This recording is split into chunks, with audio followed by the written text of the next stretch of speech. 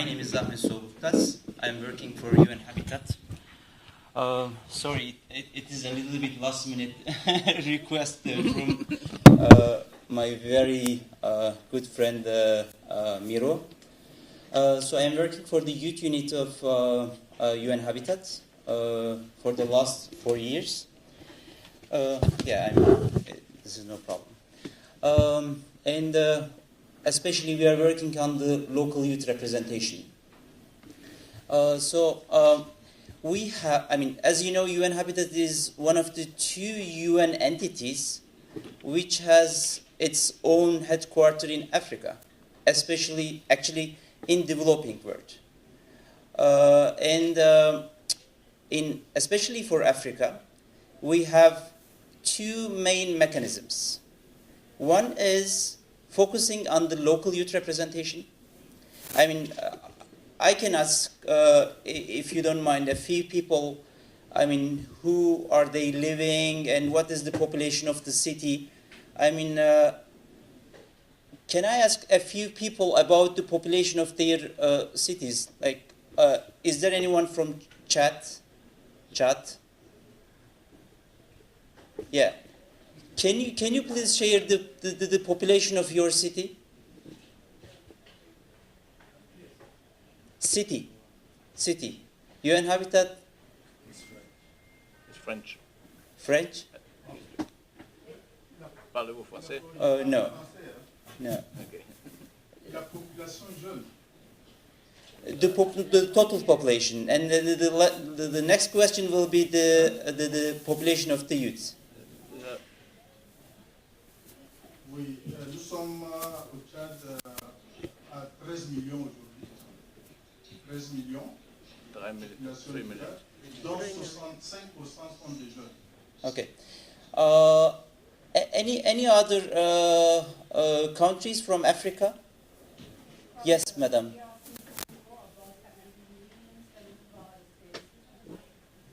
And the city you are living, the population of the city you are living?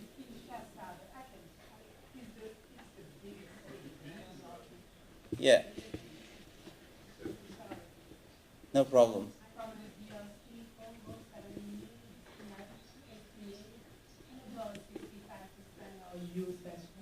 Yeah. So, what I want, what I want to actually emphasize, underline is, world is getting urban. We will have 3 billion more people in the next 25 years in the cities. Approximately 3 billion people. And if you think Africa, if you think the number of the young people who are living in Africa, we will have huge cities. So, what is really very crucial for the cities? How can we solve the problems of the cities? Transport, housing, municipal services. How can we solve all these problems? We have a lot of problems nowadays worldwide.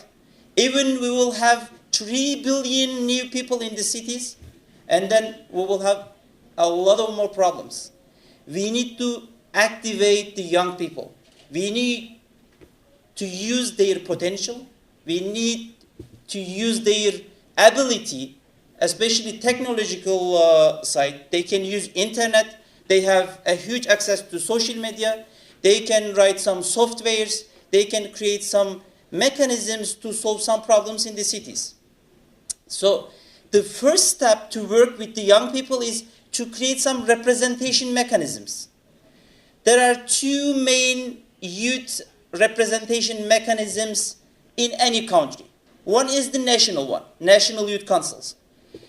The difficulty with the National Youth Councils is, mostly in the capital city, and only you can have very limited number of young people who are active in the National Youth Councils, or international or inter-regional youth councils. So we need to create some local youth councils. The solution of this problem is to create some city youth councils integrated to the local governments, integrated to the municipalities, integrated to the decision-making bodies of the cities. So as UN Habitat, we are encouraging the cities to establish the city youth councils. I mean, in Africa, most probably in November, we have Afri-City Summit. UN Habitat and the UCLG are collaborating on this conference in Morocco. And one of the main topic will be the youth councils. And we will try to discuss how can we collaborate with the mayors, with the city councils to solve some of the problems of the cities, or how can the young people contribute to the solution in the cities. So as UN Habitat, one of the main mechanisms we have for the cities is urban youth councils. We have approximately 25 countries. We launched this initiative this year at ECOSOC Youth Forum at UN headquarters, and it is increasing very rapidly because there is a huge interest on this topic. So four main tasks we have. Firstly, we need to have some research and data about the representation level of the young people in the cities, which mechanisms they have. I mean, in some countries like the US, there are some youth advisory boards to the mayor's office. In some countries, we have city youth councils. In some cases, they are independently financed. I mean, they have an annual budget, they are organizing some projects, etc. But in many cases, there is nothing, I mean, for the young people, for the local youth representation. The second one is engagement and participation. The third one is capacity building. We need to try to young people to create some capacities in the cities to represent themselves in the decision-making, especially critical decision-making process of the cities, because they will live in the cities more than the mayor, more than the other people who are more than 40s or 50s. And the fourth one is global advocacy. As you know, to use the local government term was not something easy for everyone in the last 20, 30 years. So now we are using local governments. So, and then we have two cross-cutting agenda. One is refugee crisis, humanitarian crisis. The second one is youth peace and security. So these are the two main cross-cutting agenda of the city youth councils. And very short, we have youth centers, urban public spaces in Africa and in Asia, which are serving young people, which are creating physical spaces for young people to come together and to try to work on some solutions. So these are the two mechanisms I want to share today with you. And we have Urban Youth Fund, a global youth advisory board. We can continue to discuss later, one-to-one. So, and then really, as a last point, as a last message, we are working with GLOCA. I mean, for the last 4 or 5 years, I have been personally working, collaborating with GLOCA. I have been in Klagenfurt in Austria also. So my strong recommendation is to establish more city-level mechanisms that the young people represent themselves and they can be part of the solution mechanisms of the cities.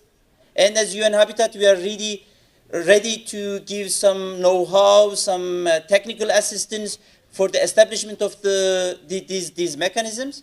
And the second one is I would like to invite everyone to collaborate on creating urban public spaces and also on creating more partnerships and collaboration on the youth representation. Because once we will have them around the table, everything will be easier for us in the cities. Otherwise, in the next 25, 30 years, we will have more and more problems, especially in the developing world. Thank you so much.